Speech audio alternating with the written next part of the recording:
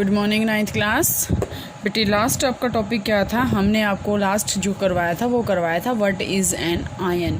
Ion में मैंने आपको क्या बताया था कि ion is of two types, means ion जो होते हैं उसके दो टाइप्स होते हैं। एक, जैसे मैं आपको अगर यहाँ से बेटा एक बार थोड़ा सा आपको यहाँ से बताऊँ तो आयन मैंने आपको क्या बताया था। फर्स्ट ऑफ ऑल आयन क्या होता है बेटे?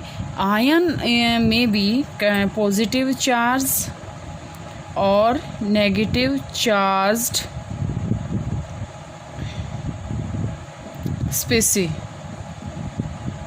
ठीक है, वो या तो पॉजिटिव चार्ज होगी या नेगेटिव चार्ज जो है वो स्पीसीज होंगी। मीन्स क्या है कि उसके ऊपर या तो पॉजिटिव चार्ज मिलेगा या आपको नेगेटिव चार्ज मिलेगा। इनको कलेक्टिवली हम क्या बोलते हैं? आयंस, ठीक है। अब आयंस के जो है there are two types of ions. First of all one is cation and another one is anion. एक आपके पास कैटायन होता है और दूसरा क्या होता है? अनायन। अब जैसे मैं आपके पास बेटा KCl, NaCl, AlCl3, ठीक है, मैंने ये एग्जाम्पल ले लिए। अब अगर हम ये देखें तो ये क्या हैं? Elements of compounds. Elements of compounds मैंने आपको क्या बताया था कि डिफरेंट एलिमेंट्स से जो बने होंगे, डिफरेंट एटम से वो बने होंगे, उसको हम क्या बोलेंगे? Elements of compounds. अब जब इसको हम तोड़ेंगे बेटा, मीन्स कि ये हम अगर ये देखें ये किस किस चीज़ से बने हुए हैं, तो बेटा KCl जो होता है वो बनता है K positive plus Cl negative. अब आई बात NaCl की, Na positive plus Cl negative. Aluminium किससे बना होता है? Al3 positive plus 3Cl negative, ठीक है। अब ये जो है ना, ये जो चार्ज है ये आप हायर क्लासेस में मीन्स 10th में आप पढ़ेंगे, 9th में भी आप पढ़ेंगे, ठीक है। आगे इस चैप्टर के अंदर यही है। अभी मैं आपको सिर्फ ये बता रही हूँ बेटा कि आयंस जो हैं वो क्या होते हैं। तो अब देखो, पॉजिटिवली चार्ज्ड स्पीसी को हम क्या बोलते हैं? कैटायन। और नेगेटिवली चार्ज्ड स्पीसी को हम क्या बोलते हैं? अनायन। ये आपके पास कैटायन होते हैं और ये आपके पास अनायन होते हैं, और दोनों को मिला के हम क्या बोलते हैं? इनको आयन। Okay, get it. तो यहाँ से बेटा आपके पास आए आयंस। आयंस क्या होते हैं? पॉजिटिव या फिर नेगेटिव चार्ज स्पीसीज होते हैं। एक कैटायन होता है, दूसरा एनायन होता है।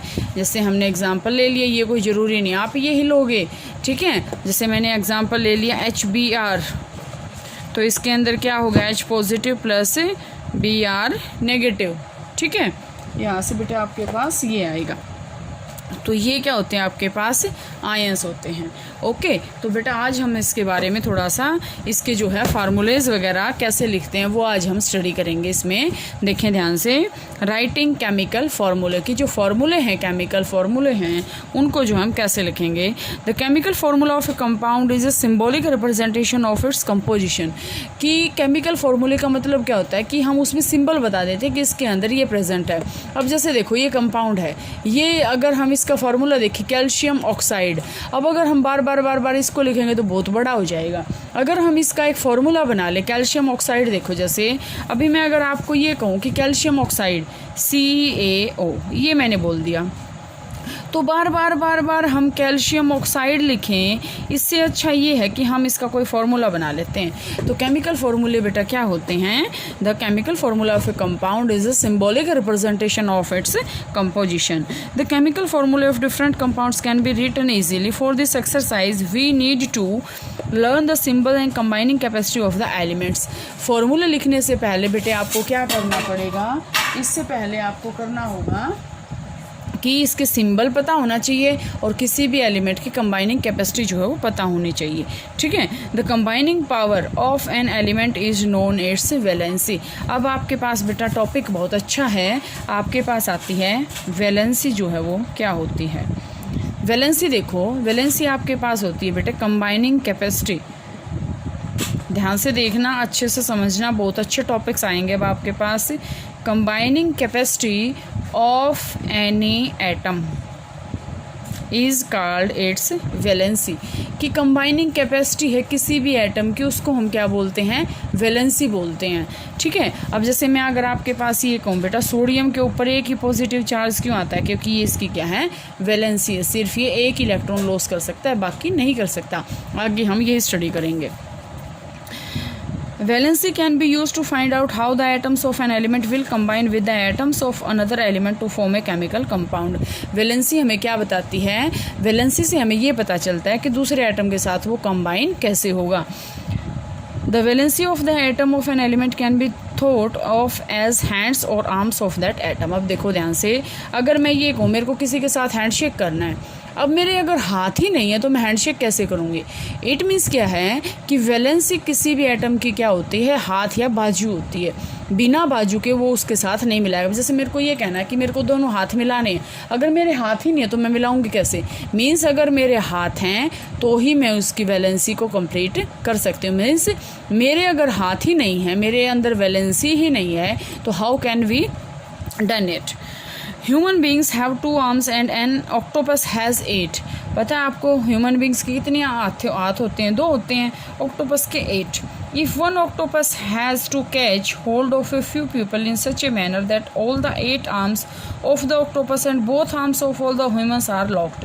मीन्स क्या है कि अगर ऑक्टोपस आदमी को पकड़ने लग जाए और ऐसे पकड़े कि सभी के सभी 8 के 8 बाजू में उसके ह्यूमन बींग्स हो, how many humans do you think the octopus can hold. ध्यान से देखो बेटा कि कितने ह्यूमन बींग्स को ऑक्टोपस पकड़ सकता है।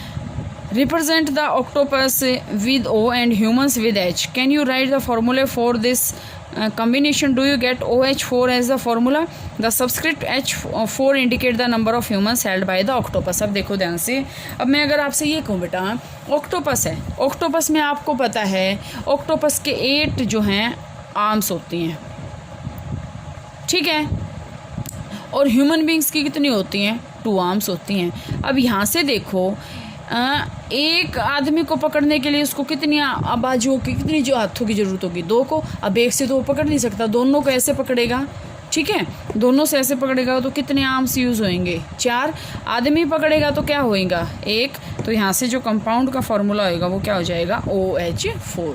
इसमें आप कंफ्यूज नहीं होना, ये आगे आपके में आएगा। अभी आपको बताने के लिए है कि कंबाइनिंग कैपेसिटी का मतलब क्या होता है, कि कोई भी एटम दूसरे एटम के साथ किस वे में कंबाइन होता है।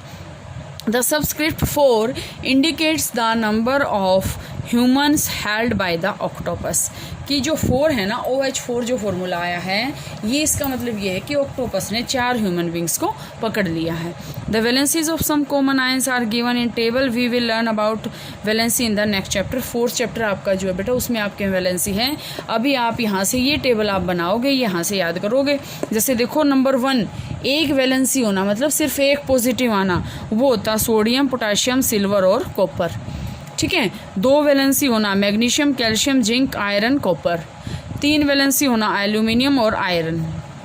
नॉन मेटल्स में देखें ये क्या थी, आयंस, ठीक है, मेटल्स थे। लेकिन अगर हम नॉन मेटल्स में देखें तो आपके पास क्या क्या आएंगे, hydrogen, hydride, chloride, bromide, iodide, क्या होंगे, 1 नेगेटिव आएगा। ऑक्साइड पे 2 नेगेटिव आएगा, सल्फाइड पे 2 नेगेटिव आएगा, नाइट्राइड पे 3 नेगेटिव आएगा। इसके बाद ये आयंस है, पॉलीएटॉमिक आयंस। पॉलीएटॉमिक आयंस मैंने आपको क्या बताए थे, the ions which have more than 1 atom. अब इसमें ज़्यादा है ना, तो ये आपके पास ये टेबल आप बनाओगे, फिर नोटबुक के अंदर करोगे और यहाँ तक इसको लर्न करोगे। इसके बाद बेटा फार्मूले लिखने बताऊँगी, जो है कल करेंगे।